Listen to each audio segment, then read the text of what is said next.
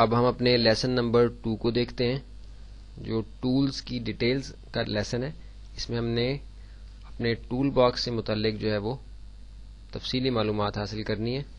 یہاں میں آپ کو یہ بتا دوں کہ کورل ڈرا X3 سے جو لوگ کورل ڈرا X4 پہ آ رہے ہیں ان کے لیے کوئی خاص تبدیلی X4 کے اندر نہیں ہے، لیکن کورل ڈرا 9 کو اس لیے کورس میں شامل کیا گیا ہے کہ کورل ڈرا 9 سے X4 میں کچھ زیادہ تبدیلی نظر آتی ہے، کچھ اضافی ٹولز ہیں، تو اس لیے کورل ڈرا 9 یعنی جو پرانے ورژنز پہ کام کرنے والے ہیں کورل ڈرا 8، 9، 10 پہ، وہ اسٹریٹ اوے اس ٹیوٹوریل کے ذریعے سے، اس بگنرز لیول کے کورس کے ذریعے سے اسٹریٹ اوے کورل X4 کے اوپر کام کر سکتے ہیں۔ تو ابھی ہم جیسا کہ آپ کو بتایا تھا کہ کورل 9 پہ بیسکلی کام کریں گے، اور اس کے بعد جو اضافی چیزیں ہمیں یہاں کورل X4 کے اندر نظر آ رہی ہیں ان کو ہم آگے ایک ویڈیو کے اندر اس میں سے دیکھ لیں گے کہ کیا چیزیں ایسی ہیں کہ جو کورل 9 کے ٹول باکس میں سے گو تھرو ہونے کے بعد بھی ہمیں سمجھ میں نہیں آئیں، یا کچھ اضافی چیزیں جو یہاں شامل کی گئی ہیں ان کی تفصیل کو ہم دیکھ لیں گے، تو ہمارا ٹول باکس کورل 9 اور کورل X4 دونوں کا کور ہو جائے گا۔ اب میں اپنے کورل 9 کے انٹرفیس کے اوپر آ جاتا ہوں۔ اب دیکھیے کہ کورل 9 کے اوپر میں آ گیا ہوں۔ کورل 9 کا ٹول باکس نسبتاً چھوٹا اور سمپل ہے، اس کو ہم کور کریں گے پورے کو، اور پھر ہم اضافی چیزیں جو X4 کے اندر ہیں ان کو ہم دیکھیں گے۔ اس کے لیے میں تھوڑا زوم آؤٹ کر لیتا ہوں اور نچلے حصے پہ زوم ان کر لیتا ہوں اپنے پیپر کے۔ زوم ان میں نے کیسے کیا، یہ زوم آؤٹ کیسے کیا، اس کے بارے میں آپ فکر مند نہ ہوں، کیونکہ اس کی تفصیل انشاءاللہ ہم آگے ساری سمجھیں گے۔ کاغذ اور پینسل آپ کے پاس ہونا چاہیے تاکہ نوٹ کر سکیں آپ کو امپورٹنٹ کمانڈ جو آپ کو لگے کہ آپ کو پریکٹس کرنے کے دوران جو ہے وہ بہتر ہوگا کہ آپ کے سامنے لکھی ہو تو آپ اس کو پریکٹس کر سکیں گے، تو اس لیے آپ ان چیزوں کو ساتھ ساتھ نوٹ کرتے جائیں گے۔ کورس آؤٹ لائن اپنے سامنے رکھیں، کیونکہ کوئی بھی چیز امپورٹنٹ ایسی آ سکتی ہے سامنے کہ جو اگر بعد میں آپ بھول جائیں تو اس سے کام کرنے کے دوران جو ہے وہ مشکل پیش آ سکتی ہے۔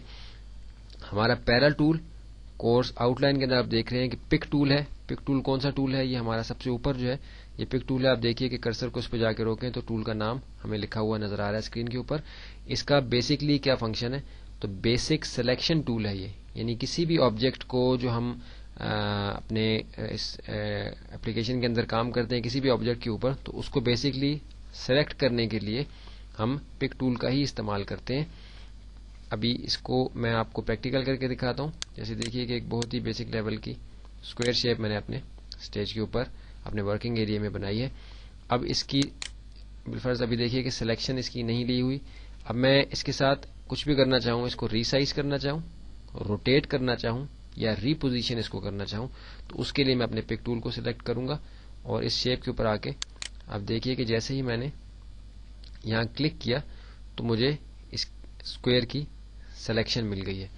اب سلیکشن لینے کے بعد میں اس کو ریسائز بھی کر سکتا ہوں، یعنی اس کا سائز بڑا یا چھوٹا کر سکتا ہوں، اس کو روٹیٹ بھی کر سکتا ہوں، یعنی اس کو میں گھما سکتا ہوں کسی بھی ڈائریکشن میں، اور اس کو ری پوزیشن بھی کر سکتا ہوں، یعنی ایک جگہ سے اٹھا کے دوسری جگہ بھی اپنے ڈیزائن کے اندر اس کو موو کر سکتا ہوں۔ اب میں ریسائز کیسے کروں گا، اس کے لیے آپ کاغذ اور پینسل سامنے رکھیں، کیونکہ کچھ امپورٹنٹ کمانڈز میں آپ کو یہاں بتاؤں گا۔ آپ دیکھیے کہ ایک نارمل طریقہ ریسائز کرنے کا یہ ہے کہ ہم اس کے کسی پوائنٹ پہ آ کے اس کو ماؤس کے لیفٹ کلک کے ساتھ سلیکٹ کر کے تو ہم موو کرتے ہیں، تو آپ دیکھیے کہ اس بلو لائن کے ذریعے سے مجھے پتا چل رہا ہے کہ اب میں ماؤس کے بٹن کو ریلیز کروں گا تو یہ کیا سائز اس کا ہوگا۔ یہ ایک نارمل طریقہ ہے ریسائز کرنے کا کہ کسی ایک سائڈ پہ یہ ریسائز ہو رہا ہے۔ اگر میں اس سائڈ سے لوور لیفٹ کارنر سے پکڑ کے اس کو ریسائز کرتا تو یہ اس طریقے سے ریسائز ہوتا، لیکن اگر میں یہ چاہوں کہ یہ چاروں سمت میں برابر ریسائز ہو تو میں کسی بھی کارنر سے اس کو ماؤس کے لیفٹ کلک کے ساتھ سلیکٹ کر کے موو کرتے ہوئے آپ دیکھیے کہ نارمل موومنٹ کے ساتھ یہ صرف ایک سائز پہ ہو رہا ہے، لیکن جیسے ہی میں شفٹ کے بٹن کو پریس کروں گا تو آپ دیکھیے کہ یہ پورا ریسائز ہو رہا ہے، چاروں سائڈوں سے برابر ریسائز یہ ہو رہا ہے۔ تو یہ شفٹ کے ساتھ اگر آپ اس کو ریسائز کرتے ہیں، شفٹ کی کمانڈ ہے، ماؤس کے لیفٹ کلک کے ساتھ کسی بھی کارنر سے سلیکشن لیں اور اس کو ریسائز کریں تو یہ برابر چاروں سمت میں ریسائز ہوگا۔ آپ دیکھیے کہ میں برابر ریسائز اس کو چھوٹا کر رہا ہوں تو یہ ریسائز ہو رہا ہے، اگر کسی ایک کارنر سے میں لیتا تو کسی ایک کارنر میں یہ ریسائز ہوتا۔ دیکھیے کہ شفٹ کے ساتھ لیتا ہوں تو دونوں سائڈوں سے یہ برابر ریسائز ہو رہا ہے۔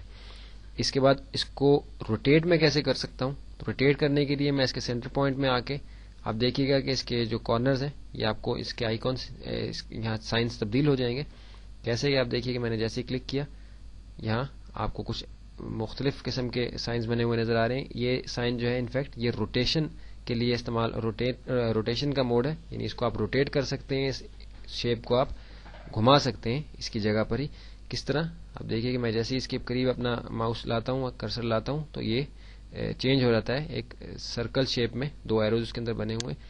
اب دیکھیے اب میں اپنے ماؤس کو موو کرتا ہوں تو یہ اس کو آپ روٹیٹ کر سکتے ہیں، یعنی آپ اس کو گھما سکتے ہیں کسی بھی سمت میں آپ چاہیں، آپ اس کو گھما سکتے ہیں.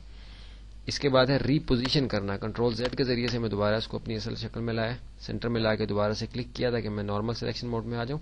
اور اب دیکھیے کہ ری پوزیشن کرنا ہے، یعنی ایک جگہ سے اس کو دوسری جگہ پہ لے کے جانا. میں اس حصے سے اس کو اٹھا کے کسی بھی سائڈ پہ اپنے ڈیزائن کے اندر اس کو موو کر سکتا ہوں. جب میں کسی پروجیکٹ پہ کام کر رہا ہوں تو اس کو میں، ابھی یہ بیسک انفارمیشن ہے ٹولز کی، اس لیے اس کے بارے میں آپ پریشان نہ ہوں کہ یہ آگے جا کے کس طریقے سے ہم اس پہ کام کریں گے، کیونکہ یہ ساری چیزیں سٹیپ بائی سٹیپ ہم انشاءاللہ کور کریں گے. ہم اس وقت اپنے پک ٹول کو دیکھ رہے تھے، تو پک ٹول کی بیسک انفارمیشن ہم نے لے لی ہے. ایک اور امپورٹنٹ چیز کہ کسی بھی ٹول میں کام کرتے ہوئے جیسے ہی ہم اسپیس بار کو ایک دفعہ کلک کرتے ہیں تو ہمارا پک ٹول خود سلیکٹ ہو جاتا ہے اور ہم اس سے کسی بھی ایریا کی سلیکشن لے کے کام کر سکتے ہیں. اور دوبارہ سے اسپیس بار کو پریس کرنے سے ہم دوبارہ سے اپنے اسی ٹول پر واپس آ جاتے ہیں. بالفرض میں یہاں ٹیکسٹ ٹول پہ تھا، اب دیکھیے کہ ٹیکسٹ ٹول کا سائن میرے کرسر کے اوپر آپ کو نظر آ رہا ہے. اسپیس پریس کرنے سے میں اپنے پک ٹول پہ آ گیا. پک ٹول سے میں نے کسی ایریا کی سلیکشن لی، اس کو موو کیا یا اس کو میں نے روٹیٹ کیا اور اپنا کام مکمل کیا. دوبارہ سے اسپیس میں نے پریس کیا تو میں دوبارہ سے اپنے ٹیکسٹ ٹول کے اوپر واپس آ گیا. ہم نے اپنے پک ٹول کو دیکھ لیا ہے. اس کے بعد ہمارا شیپ ٹول ہے. اگلی مووی کے اندر ہم اپنے شیپ ٹول کو دیکھتے ہیں کہ یہ کس طریقے سے کام کرتا ہے.